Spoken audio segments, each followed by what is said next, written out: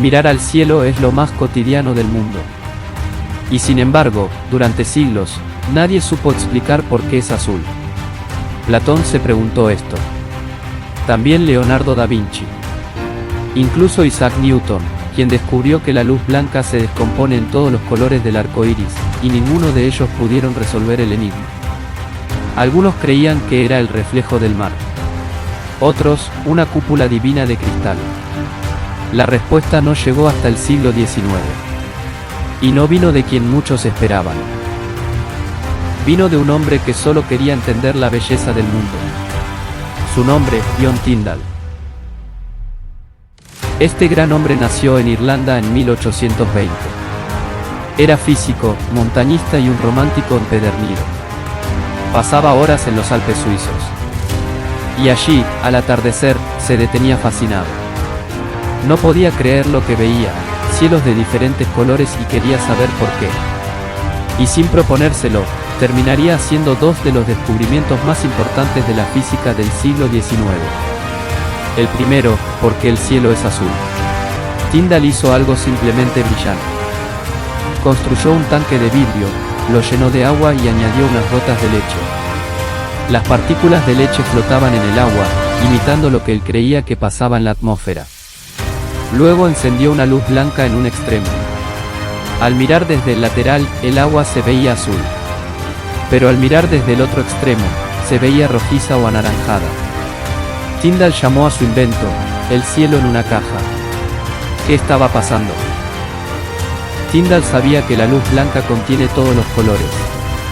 Y dedujo, correctamente, que la luz azul rebota y se dispersa con más facilidad al chocar con partículas pequeñas. Eso es justo lo que ocurre en nuestra atmósfera.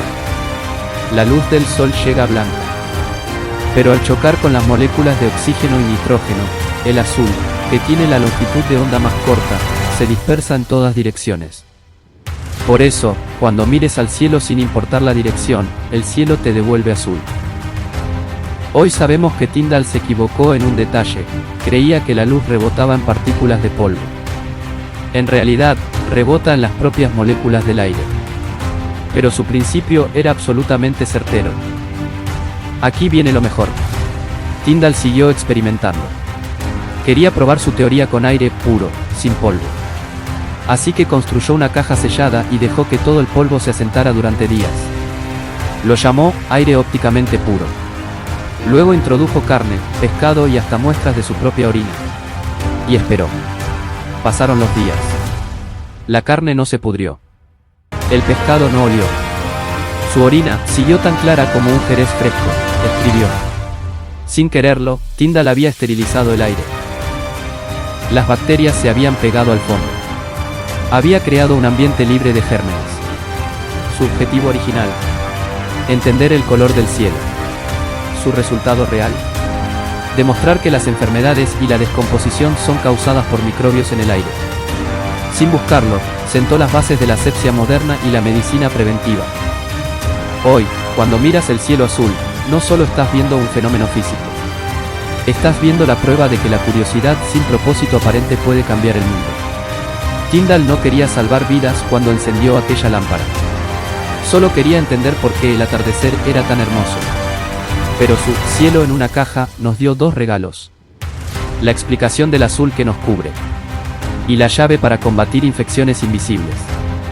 A veces, la ciencia no avanza porque alguien busque una respuesta útil. A veces avanza porque alguien, simplemente, no puede dejar de preguntarse. Tyndall no investigaba para curar enfermedades ni para ganar dinero. Investigaba por pura curiosidad.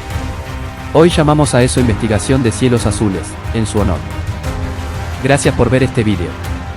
Si te gustó la historia de Tyndall, suscríbete y activa la campanita. En solo 5 minutos, aprenderás de ciencia, historia científica, tecnología, fallos famosos, industria y más sobre preguntas que parecen sencillas, pero no lo son. Nos vemos en un próximo capítulo.